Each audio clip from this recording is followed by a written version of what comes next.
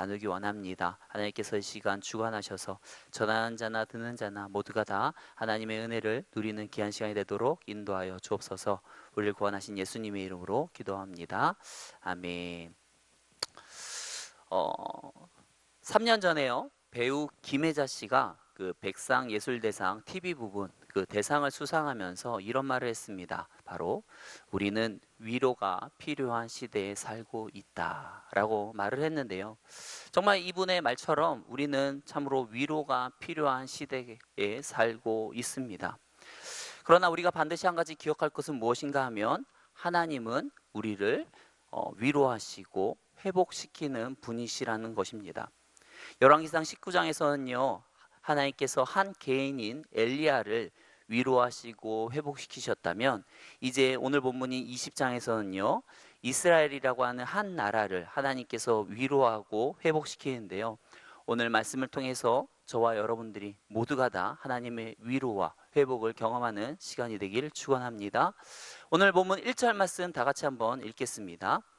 아람의 베나닷 왕이 그의 군대를 다 모으니 왕 32명이 그와 함께 있고 또 말과 병거들이 있더라.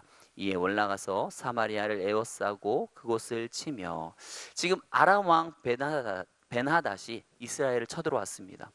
아람은 항상 이스라엘을 공격해 왔는데요, 이 아람이라고 하는 나라가 이스라엘의 북쪽 그 시리아 쪽에 위치한 나라이다 보니까 보통 공격을 하면 그 북이스라엘을 보통 공격을 합니다.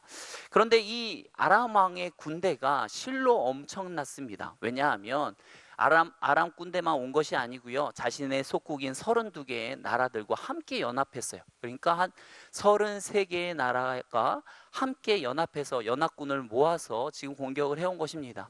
그 규모만 해도요 15만 명 가까이 되고요.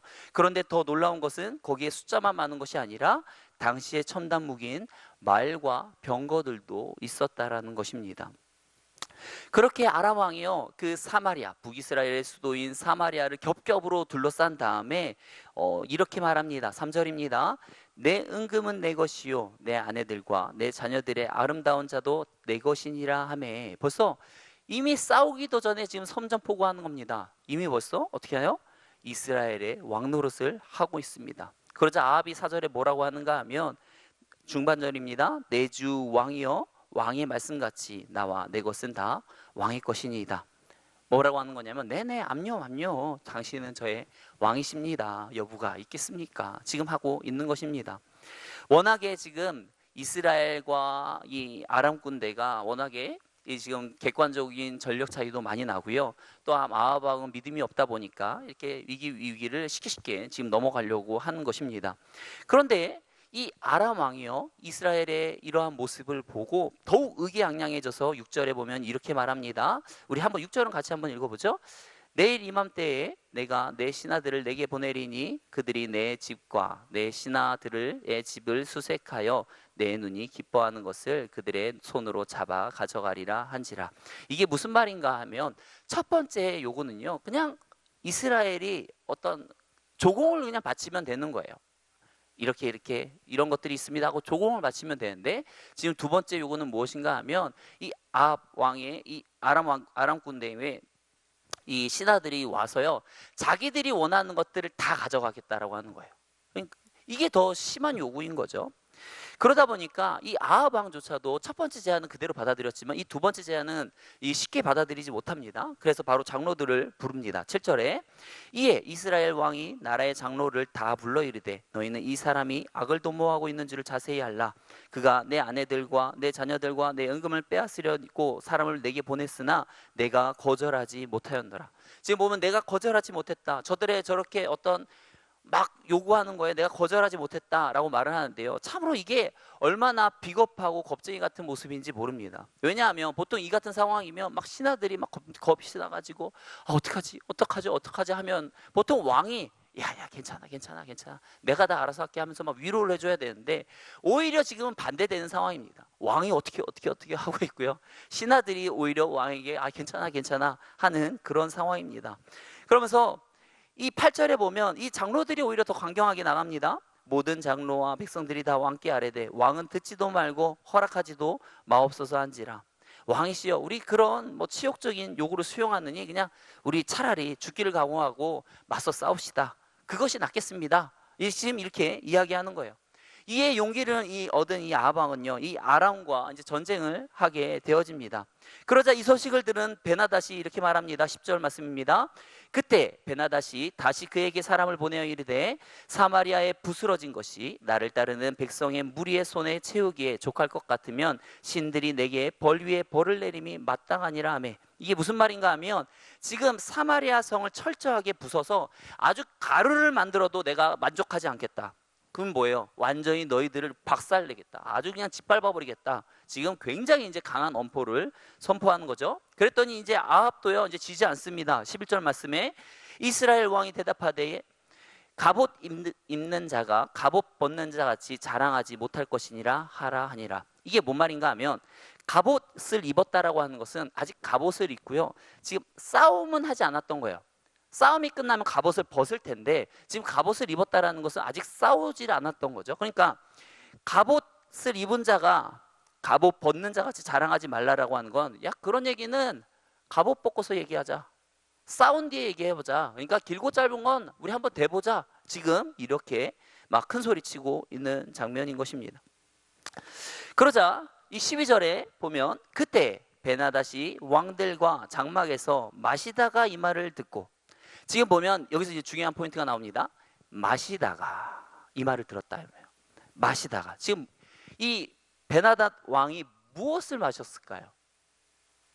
물을 마셨겠습니까? 중동 지역에서 목마르니까 물 마셨는데 그걸 지금 이렇게 기록하고 있겠습니까? 그게 아니죠.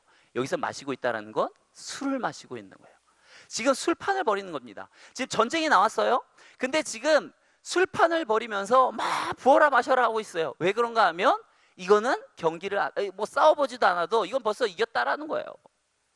그러고 오히려 이겼으니까 그 뒤에 우린 뭐하지? 막 이러면서 막 좋아서 지금 계속 술을 마시고 있는 것입니다. 그러면서 이 말을 들은 이 아합이요, 어떻게 하는가 하면 12절 중반절에 보니까 그의 신하들에게 이르되 너희는 진영을 치라 하매 곧 성읍을 향하여 진영을 치니라. 야, 이제 우리 이스라엘과 전쟁하자. 이제 진영도 치고 우리 전쟁 준비하자 라고 하는데, 그러면서도 계속 이 베나닷 왕은요, 계속해서 술을 마시고 있습니다. 이렇게 할 수 있는 이유는 뭐겠어요? 워낙에 지금 자신의 군대가 압도적으로 많죠. 15만 명에다가 또 최신의 어떤 병거의 어떤 무기들, 말과 병거도 가지고 있다 보니까 완전히 지금 승리를 확신하면서 지금 이러고 있는 것입니다. 그런데 여기서 굉장히 중요한 변수가 등장을 합니다. 여기서 이제 본격적인 이제 시작이에요. 이제 여기서부터 잘 따라와 주세요. 여기 변수가 등장을 하는데, 바로 보면 이 단순히 이 싸움이라면 바로 뭐 베나닷과 이 아합의 싸움이라고 한다면 이 100번 싸우면 이 100번 다 이 베나닷이 이길 거예요. 그런데 변수가 무엇인가 하면 바로 하나님이에요. 바로 하나님입니다. 13절에 보면 갑자기요, 이름도 없는 한 선지자가 나타납니다. 13절에 한 선지자가 이스라엘의 아합 왕에게 나아가서 이르되 여호와의 말씀이, 여기서 이제 중요한 거예요. 여호와의 말씀이, 도대체 여호와의 말씀이 어떠한 말씀을 하는가 보니까 내가 이 큰 무리를 보느냐, 내가 이 큰 무리를 보느냐. 지금 뭐라고 말하는 거예요? 네가 지금 저들의 그 수많이 많은 그 15만 명이라도 하는 그 수많은 적들을 보고 놀라고 있느냐? 그게 맞죠. 아합은 지금 저들의 수를 보고 지금 놀라가지고 지금 뭐 싸워보기도 전에 벌써 백기 들고 항복하면서 나가려고 했던 것 아닙니까? 그런데요, 하나님께서 이렇게 말합니다. 13절 중반에 내가 오늘 그들을 내 손에 넘기리니. 지금 하나님께서 뭐라고 말씀하십니까? 오늘 그들을 내 손에 지금 넘기겠다. 누가요? 하나님께서요. 지금 그렇게 말씀하고 있습니다. 그런데 우리는 여기서요, 한 가지 의문이 생깁니다. 어떠한 의문이 생기는가 하면 한번 생각을 해보세요. 왜 하나님께서 이렇게 하시지? 예요. 왜 하나님께서 지금 이렇게 이스라엘을 돕고 계시지? 예요. 여러분, 지금 이스라엘의 왕은 누구입니까? 아합이 누구예요? 이스라엘의 가장 악질적인 왕, 가장 악랄한 왕. 그런 가장 악랄한 왕을 지금 하나님께서 돕겠다라고 말하는 거예요. 그리고 그것이요, 뭐 이 아합이요 막 하나님께 막 갑자기 부르짖고 막 기도하면서 하나님 도와주세요 막 기도하고 막 부르짖은 것도 아닙니다. 기도도 안 했어요. 그런데도 불구하고 하나님께서 어떻게 해요? 먼저 찾아와서 선지자를 보내서 내 손에 저들을 붙여주겠다라고 말을 하는 거예요. 왜 하나님께서는 이 악질적인 왕, 기도도 하지도 않았는데 구하지도 않았는데 왜 이들을 찾아와서 돕겠다라고 말을 하는가? 그것이 바로 13절 하반절에 보면 그 이유가 나옵니다. 너는 내가 여호와인 줄을 알리라 하셨나이다. 이게 그 이유인 거예요. 왜 그렇다고요? 바로 아합 왕이, 그리고 이스라엘 백성이요, 바로 하나님이 되심을 알게 하기 위해서 지금 이렇게 하시겠다라는 것입니다. 여러분, 지금 육신의 눈으로 보면요, 이 전쟁은요 게임이 안 되는 싸움입니다. 붙으면 안 돼요. 100번 붙으면 100번 다 질 그런 전쟁입니다. 그런데 하나님께서 말씀하십니다. 내가 그들을 오늘 너의 손에 붙여주겠다. 이렇게 하나님께서 말씀하시는 것은 저들의 수가 적고 약하기 때문이 아니에요. 저들의 수는 하나님께서도 말씀하시는 것처럼 봐라, 이 큰 무리를 보아라 할 정도로 저들의 수는 굉장히 많고 정말 최신식의 무기로 무장한 단체였습니다. 그런데도 왜 하나님께서 이렇게 말씀하십니까? 바로 내가 여호와인 줄을 내게 알게 하기 위해서 그렇다라고 말씀하시는 거예요. 여러분, 이것이요 바로 하나님께서 하나님의 백성을 돌보시는 방법입니다. 사실 아합도 그렇지만 그 이스라엘 백성들조차도요, 사실 이 아합을 쫓아서 이 우상 숭배에 빠져 지내던 자들입니다. 이들 역시도요 어떻습니까? 그 엘리야가 막 그 기도를 통해서 하늘에서 막 불이 떨어지고 하는 것을 경험하지 않았습니까? 놀라운 이런 어떤 기적들을 경험하면 우리는 어떨 것 같아요? 와, 진짜 하나님이 살아계시구나, 하나님을 열심히 믿어야겠구나 할 것 같은데 이들은 그렇게 변하지 않았습니다. 또 3년 동안 비가 안 내렸는데 그러다 어떻게 엘리야가 기도하니까 비가 내리지 않습니까? 그것들을 경험했습니다. 그런데도 이들은 어떻게 해요? 변하지 않았어요. 하나님을 찾지 않았습니다. 그런데도 불구하고 하나님께서 또다시 이들에게 기회를 주시고 있습니다. 회개하지 않음에도 불구하고 하나님께서는 이들에게 또다시 하나님을 알 수 있는 기회를 제공하고 있는 거예요. 여러분, 이거는 오늘날도 마찬가지입니다. 여러분, 하나님께서 우리에게 가장 가르쳐주고 싶은 지식은 무엇일까요? 하나님께서 무엇을 우리에게 가장 가르쳐주고 싶겠습니까? 뭐 어떤 돈을 잘 버는 방법? 아니면 어떻게 하면 성공하는 방법? 아니면 어떻게 인간관계를 잘하는 방법? 이런 것이겠습니까? 물론 이런 것도 필요하죠. 중요합니다. 하지만 하나님께서 우리에게 가장 가르쳐주고 싶은 것, 가장 중요하게 여기는 것은 바로 하나님이 어떤 분이신지 그분에 대해서 알려주고 싶어 하십니다. 여러분, 이 땅에서 아합과 같이 어려움을 만났을 때 우리가 낙심하고 낭망하며 어려움 가운데 포기하는 이유가 무엇입니까? 바로 하나님이 어떤 분이신지 모르기 때문입니다. 만일 우리가 하나님이 어떤 분인지 제대로 안다면요, 우리의 믿음이 정말 그렇게 온전하다면요, 어떤 어려움이 온다 할지라도 포기하지 않았을 것입니다.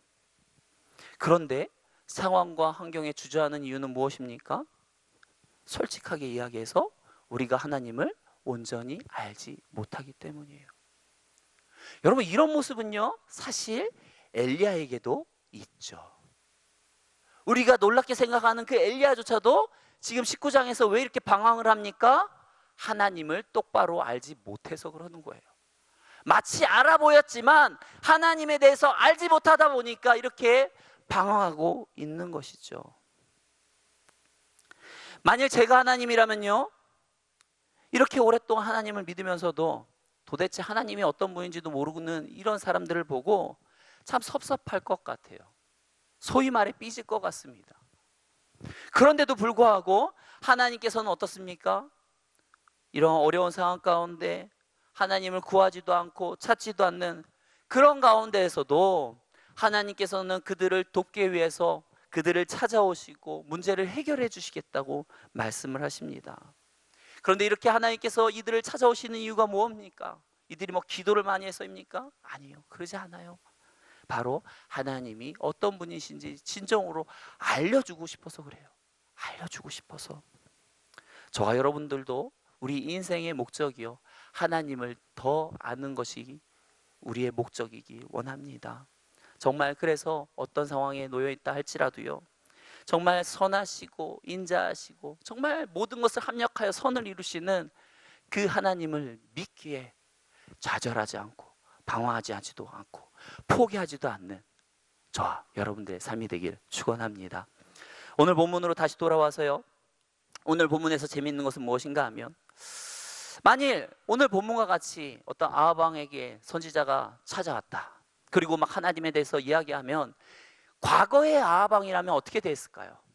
그 선지자를 가만두었겠습니까? 아니에요.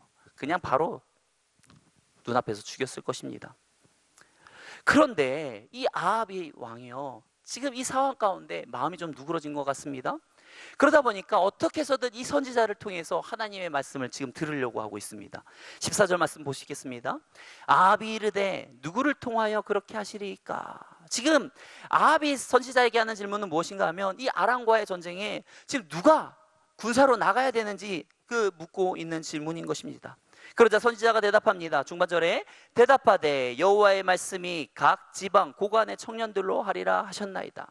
지금 하나님께서 이 군대로 나아갈 맞서 싸울 대상은 바로 어떤 베테랑의 어떤 병사나 장교가 아니고, 이스라엘 어떤 지방에 있는 아주 젊은, 아직 전쟁의 경험도 별로 없는 그런 애띤 그런 청년 장교들을 최선봉으로 세우겠다라는 것입니다. 그런데 이들의 숫자를요 다 합쳐봐도요 15절 말씀해 보시니까 232명밖에 안 됩니다. 그리고 이들을 뒷받침할 수 있는 그 병사들도요 7,000명밖에 되지 않습니다. 그러니까 15만 명을 지금 상대로 전쟁을 해야 되는데 총 몇 명밖에 지금 이스라엘 군대가 없습니까? 232명 더하기 7,000명은 7,232명이죠. 네. 7,232명밖에 모이지 않았습니다. 사실 이스라엘도요 제대로 모이기만 하면 몇십만 명 모일 수 있어요. 그런데 지금 어떤 상황인가 하면 이스라엘 백성들이 다 쫄아버린 거예요. 다 전의를 상실해 버렸습니다. 다 숨고 사라져 버렸습니다. 그런데 이 진짜 7,000명밖에 안 되는 군대를 이끌고 15만 명을 상대로 해야 되는데 얼마나 중요한 싸움입니까? 정말 이 전쟁에서 잘못하면 모조리 다 그냥 아작나는 거예요. 아작나는 겁니다. 그런데 하나님께서 그들을 상대하는 데 있어서 이 젊은 장교 200명을 앞세워서 큰 군대를 상대하겠다는 것은 무엇을 의미하는 거겠어요? 바로 하나님이 하시겠다라는 거예요.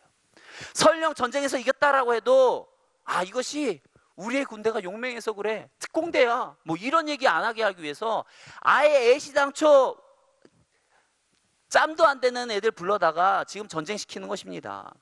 여러분, 원래 이 정도 차이 정도 되면요, 이게 20배 이상 차이 나지 않습니까? 이 정도 차이면요 원래 이렇게 정면 돌파하지 않습니다.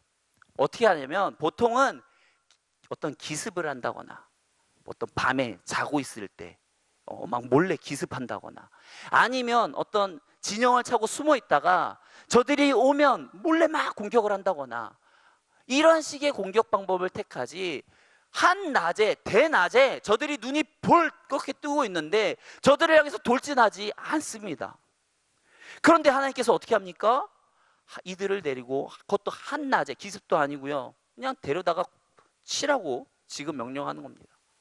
먼저 성공격하라고 하고 있어요. 그런데 있잖아요, 기가 막힙니다. 이 베나단 왕은요 지금 어때요? 여전히 술을 먹고 있어요.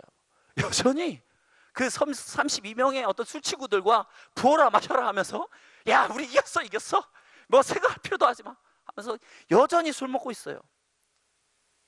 여러분, 7,000명에서 군대가 하나님 말씀에 따라서 공격을 했는데 하나님이 함께 하시니까 저들이 놀라 자빠집니다. 아무것도 못합니다.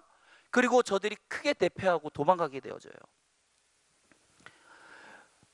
여러분, 어떻게 이것이 가능했습니까? 하나님이 하셨습니다. 하나님이 이들과 함께 하셨기 때문에 가능했던 것입니다. 이렇게 하신 이유는 바로 아합 왕과 이스라엘이 바로 하나님이 어떠한 분인 줄 알게 하도록 하기 위해서 이렇게 하신 것입니다. 사랑하는 성도 여러분, 우리도 이럴 때가 있어요. 우리가 특별히 하나님 앞에 기도를 열심히 한 것도 아니고 뭔가 헌금을 많이 한 것도 아니고 막 그런 것도 아닌데 갑자기 잘 안 되던 사업이 갑자기 또 풀리기도 하고 또 갑자기 안 되던 계약이 되기도 하고 이럴 때가 있습니다. 하나님께서 이러한 은혜를 부어주시는 이유는 무엇이겠습니까? 우리로 하여금 더욱더 하나님이 어떤 분인 줄 알게 하기 위해서 그런 것입니다. 여러분, 우리가 그러한 은혜를 받을 때 어떻게 해야 되겠어요? 더욱더 하나님 앞에 나와 엎드려야겠지요. 저와 여러분들이 그러한 은혜 가운데 더욱더 하나님 앞에 나와 엎드리는 저와 여러분들의 삶이 되기를 축원합니다. 여러분, 아합은요 도저히 이길 수 없는 전쟁에서 승리했습니다.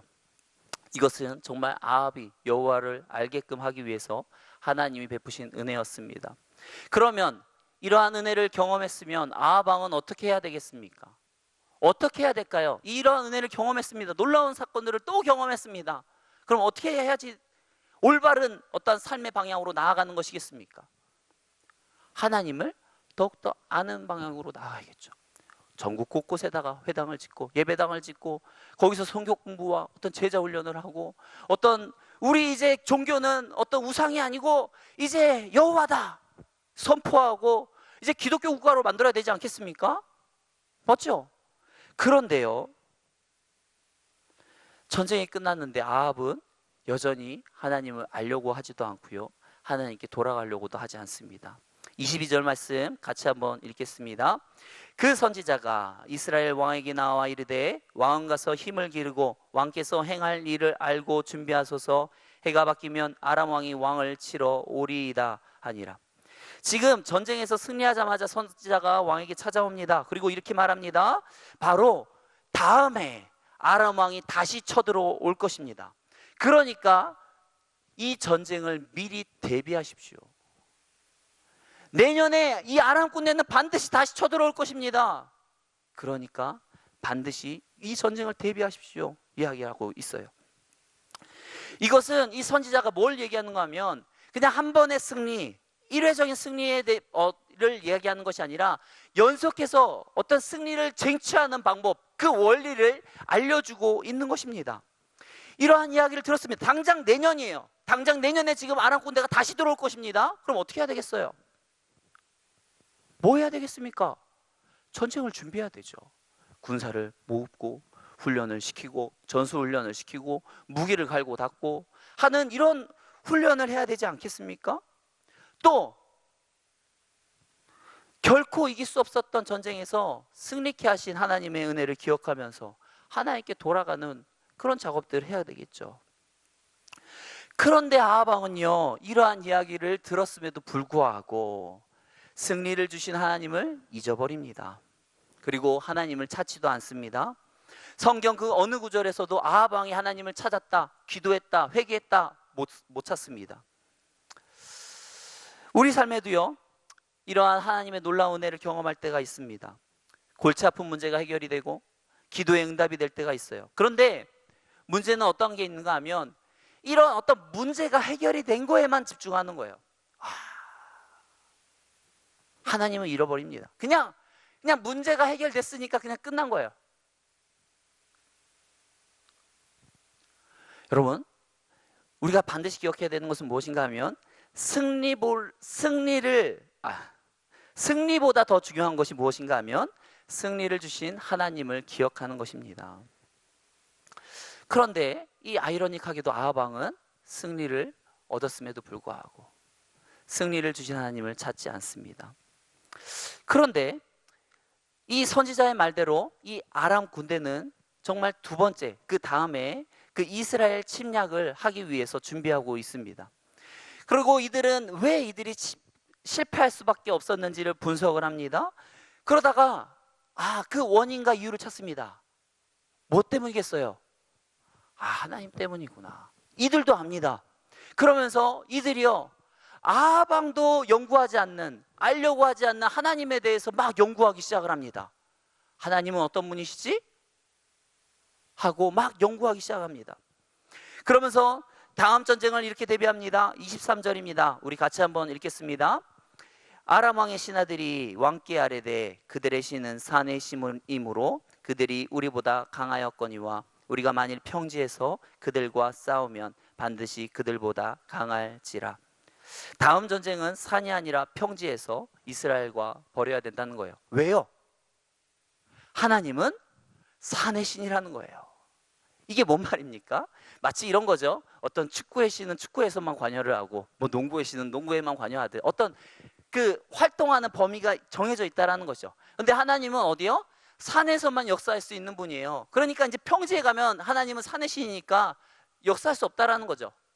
예. 그러다 보니까 이들은 지금 이 두 번째 이 전쟁을 어디서 하려고 하는가 하면 산이 아니라 평지에서 하기 위해서 지금 두 번째 전쟁을 준비하고 있습니다. 비록 이 아람 왕은요, 지금 하나님에 대한 지식은 잘못된 지식이었습니다. 하지만 그럼에도 불구하고 어떻게 해요? 이방 사람인 이 아람 왕조차 하나님에 대해서 지금 알려고 시도하고 있어요. 막 연구하고 있어요. 그런데 어떻게 해요? 이 은혜를 경험한, 하나님의 은혜를 경험한 이 아합 왕과 이스라엘 백성들은 어떻게 해요? 하나님을 찾지도 않고요, 하나님을 알려고 하지도 않았다라는 사실입니다. 이것이 오늘날 우리에게 하는 어떤 던져주는 의미는 무엇일까요? 바로 우리에게 어떤 것이 우선순위냐라는 거예요. 저와 여러분들의 우선순위는 무엇입니까? 전쟁의 승리입니까? 우리의 어떤 가진 문제의 해결입니까? 아니면 하나님을 아는 데 있습니까? 정말 우리의 삶에 한 번, 두 번 하나님의 은혜를 경험함으로써 어떤 문제가 해결이 되고 어떤 이런 경험들을 할 수가 있습니다. 하지만 그것이요, 어떤 하나님을 더욱더 알게 되는 어떤 지식과 연결이 되지 않으면 그 승리는 일회적인, 단회적인 어떠한 승리로 그칠 것입니다. 우리가 연속적으로 계속해서 승리하기 위해서는 무엇이 필요한 것입니까? 하나님을 더욱더 알아가는 그 노력과 그 지식이 필요한 것이죠. 저와 여러분들이 이 땅에서의 가장 큰 우선순위는 하나님을 아는 것이길 원합니다. 우리의 인생의 목표는 다른 것이 아닙니다. 하나님을 더욱 아는 것이고, 우리가 아는 그 하나님을 우리 자녀들에게 온전히 신앙 전수하는 것이지요. 그 어떤 것도 우리가 하나님을 아는 것보다 더 중요한 것은 없는 것입니다. 저와 여러분들이 이러한 사실을 다시 한번 마음에 새기고, 우리의 가장 큰 제일의 우선순위는 하나님이다, 하나님 섬기는 것이, 그리고 하나님을 아는 것이 우리의 가정의 가장 큰 우선순위다 라는 것을 다시 한번 마음에 새기시고, 저와 여러분들이 하나님께서 주시는 그 놀라운 승리를 일회성이 아니라 연속성으로 매번 승리를 경험하는 저와 여러분들의 삶이 되기를 축원합니다. 이 시간 같이 기도하겠습니다. 사랑과 은혜가 많으신 하나님, 우리의 인생이 날마다 하나님의 은혜 속에서 사는 인생이 되길 원합니다. 단회적인 하나님의 승리를 경험하는 것이 아니라 정말 연속적으로 더욱더 하나님의 놀라운 승리를 경험할 수 있는 인생들이 되게 하여 주옵소서. 우리의 인생의 우선순위는 하나님을 아는 것이길 원합니다. 우리 가정의 가장 큰 우선순위는 여호와를 섬기는 것이길 원합니다. 하나님, 우리 가정을 붙들어 주시옵시고, 우리의 이 다짐, 이것들을 온전히 우리 가정 가운데, 우리 삶 가운데 온전히 이루며 나아갈 수 있도록 인도하여 주옵소서. 우리를 구원하신 예수님의 이름으로 기도합니다. 아멘.